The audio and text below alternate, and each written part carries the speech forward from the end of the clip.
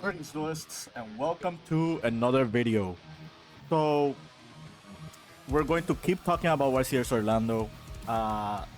Today's video is more about the positioning of decks in the format, more than the performance of other decks. I know that a lot of Yu-Gi tubers have already discussed the event overall and the experiences that they themselves had, as well as other players and the deck's performance. What I'm going to do today is talk about what didn't make Top Cut, because post Supreme Darkness, I feel like there are other decks that are just as good or just as powerful as the ones that we've had in the Top Cut, but didn't quite make it, as well as other decks that did make it, but didn't make it in larger numbers. So in this video, I'm not gonna go in depth with Malice, I'm not gonna go in depth with YGO, I'm not gonna go in depth involving Masurugi. I will talk about them because their performance in this format is imperative to the points I want to bring out. However, this is more about the roguish decks. So if we look here at this chart, we see that outside of Raizio, Mitsurugi, and Malice, the conversion rate of these other 5 decks were much significantly lower. Let's talk about the fact that we had a few contenders like Atlantean Mermails made multiple top cuts in top 64. The Tenpai Dragon deck is still alive despite its heavy limitations. Fiendsmith is still as its own deck, quote unquote. Is also performing very well. And we have other hybrids of Fiendsmith that are been performing as well. Before I talk about the decks that didn't make it, I want to talk about these decks first. I'll start with Atlantean Mermail. The support that they received with Poseidra, the Stormy Atlantean, as well as Abystrite, actually made the deck way powerful compared to Rage of the Abyss. You could make the argument that these cards should have been released in Rage of the Abyss, and this probably should have been the cover card, but that was not the case. That didn't happen. We got it in Supreme Darkness, and this card is incredible. Poseidra, the Stormy Atlantean, this card is pretty much the best way I can compare this card is to Kashtira Fenrir. Imagine Kashtira Fenrir, but just for water monsters. That is already a very scary thought. The fact that this card unsummoned can just dump an Atlantean or Mermail for cost in order to bounce a card, that just applies way too much pressure to your opponent. So it's safe to say that going second, Atlanteans now have a really strong going second card. They can still play a lot of non-engine. You can see Ash, you can see Fualos, you can see Impulse, you can see Impermanence. So yeah, this deck has everything it needed out of this set, and now it's warranted to make multiple spots in Top Cut. I will talk about why this deck didn't perform as big as the other 3 decks later, but let's go with Tenpai real quick. With the limitation of Sangen Kaimen as well as Tenpai Dragon Shundra, this deck is a lot more fragile. This deck is really hard in order to open its engine without using non-engine cards. This deck is a little bit more susceptible to other cards. For example, you can no longer play Dimension Shifter in this deck, which we will talk about later. This deck is weaker into Draw and Lockbird, at least this version of the deck is. If your Tenpai Dragon Shundra just gets eliminated from your deck, it's pretty much game over. You're gonna have to do specific plays with Genroku, but outside of that, there's not much you can do outside of your actual game plan. That's why we only saw one of them in Top Cut. It didn't perform very well, and the top representation of this deck is warranted. But again, Malice and Raziel are just way stronger decks, and if they draw their non-engine like efficiently, it's game over for Tenpai. So fiendsmith, I think it's safe to say this is the most popular engine in the game right now. Like even the Raziel decks that like top/1 won the event and performed as well were playing this engine. As long as this engine is in the game, people will be playing like cards in order to like battle out this engine. So like it's only a matter of time until Konami addresses fiendsmith. But until then, I can tell you right now, fiendsmith is the main focus of this format. So before I talk about this version of the fiendsmith deck, let's talk about the actual bestial control version. This was piloted by multiple players, including Christian Urena and Sebastian Todd, which are really strong players. Basically, the goal of this deck is just to control the game, like by utilizing your fiendsmith engine and stopping your opponent's fiendsmith engine. The concept behind the deck is very good. Like non-engine wise, I think it had enough non-engine to battle out the opposition. This deck is very reminiscent to something like Centurion back in Rage of the Abyss format. They used to play the deck very similarly as well. However, the fiendsmith cards are just way better than the Centurion cards. That's why you don't see Centurion doing very well like this format. So why did this deck not make it past top 32? Like if we look at Top Cut, we see the top 32 onwards, we don't see the bestial deck going as far. So the simple answer is, or I guess the TLDR is, this deck is very weak to Malice. Like Malice is just a very almost unwinnable matchup for this deck, even with the non-engine. Like the fact that they can play Dimension Shifter really hurts this deck. The fact that bestials don't really hurt them as much is also a problem. The ceiling of this deck is not very high. The tempo and control game of this deck is really high, but not the tempo of the ceiling, and Malice just can't take precedence of that. Also, like as I said beforehand, there are just some silver bullet cards that just really hurt this deck.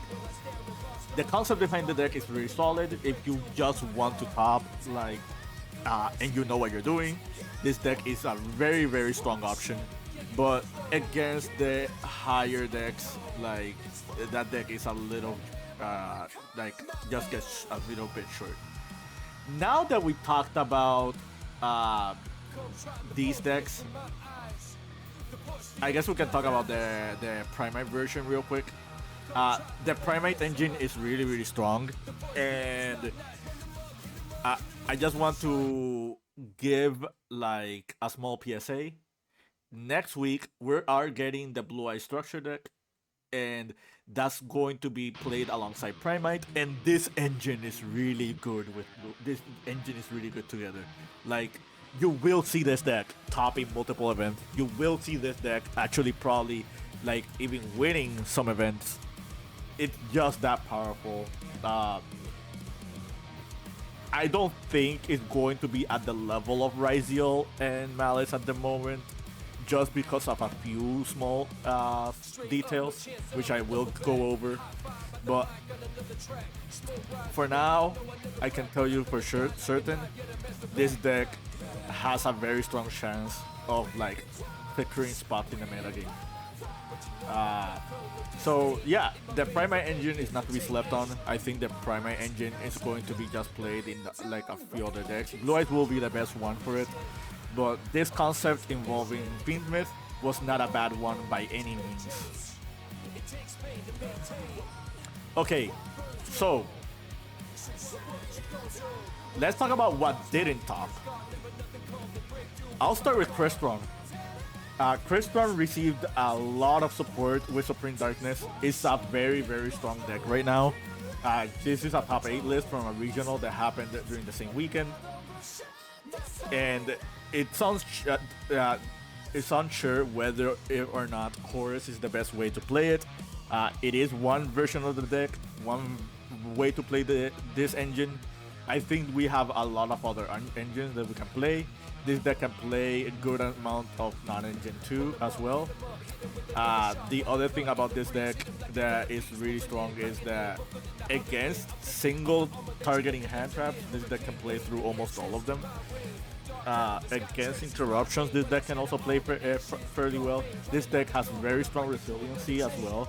It's not inconsistent, like opening Smiter can just start the game. Opening Inclusion could start you the whole game. Opening Terror Top can start you the whole game. Like Sophoneer and Sofador are just very strong extenders as well. So yeah, don't sleep on Crestron. Just because this deck didn't top YCS Orlando does not mean it's a bad deck by any means. This deck could have easily topped as the same way these other 5 decks did. Like, this deck, Crestron is just as strong as any of these decks. So, I'm gonna talk about Samina White Forest real quick. This is an OCG list. This is like a list from the OCG, not from the TCG. This is pre Alliance Insight. However, the disclaimer I want to give behind this deck is that post Alliance Insight, this deck will get significantly way more powerful. Well, I don't know why I'm saying pre-Alliance Insight. We do see Wishes of the White Forest here. This is a post-Alliance Insight card. But yeah, like during last week, there was like a Japanese tournament that had around 60 players, and 3 out of the top 4 were White Forest decks, and one of them even won the event. White Forest Regenesis is no joke. This is a real deck. Like when Alliance Insight hits the TCG, you will see this deck like performing alongside like the other contenders. So that's my PSA when it comes to White Forest. We already talked about Blue Eyes. I think Blue Eyes is going to enter the metagame very, very soon. So, what happened to White Forest? What happened to Crestron? Like, why did these decks not enter day 2? Like, okay, these decks, they did make it to day 2.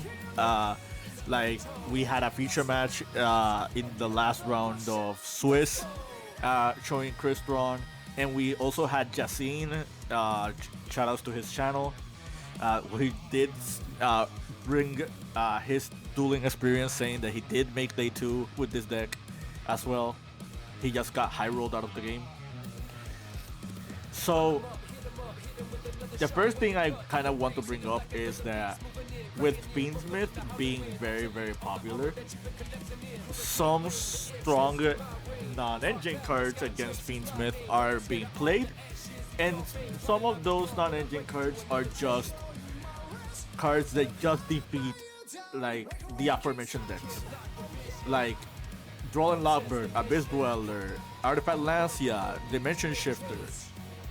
These are all really strong lingering cards that are just being played in the game right now to combat fiendsmith, combat Malice, combat Ryziel.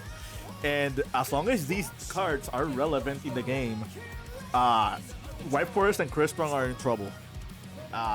It's soon to tell what will happen with Prime Blue Eyes, but in theory, you can say that Dimension Shifter and Abyss Dweller are very strong against the Prime Blue Eyes deck. Yeah, so I kind of just wanted to bring that to your attention. I'd say if enough variance is happening in the game where you don't see these cards often, or you just make your deck and create a game plan for these cards. Uh, these decks probably easily could make above top 64 onwards. But yeah, uh, that is the general conclusion I kind of wanted to bring up. Uh, like, if there's anything that we can take from this format is that we are technically in a trifecta format. However, all the other decks can compete, and you know, pre-Alliance Insight, we still have a few things to worry about. We have Maze of the Masters, which will heavily improve the YGO deck. We do have probably a Forbidden Limited list that will arrive before Alliance Insight. I cannot see Konami not doing that because we're currently on week 9 since the last Forbidden Limited list got released, and we usually get a list around 14 to 15 weeks. So I'd say we have a little over a month left until probably something to adjust the current top performing decks will happen, and then give a chance to the other decks that are not performing as well at the moment. That's it from me. I hope you found this informative to your liking and understanding. More videos coming soon. Keep practicing and keep dueling.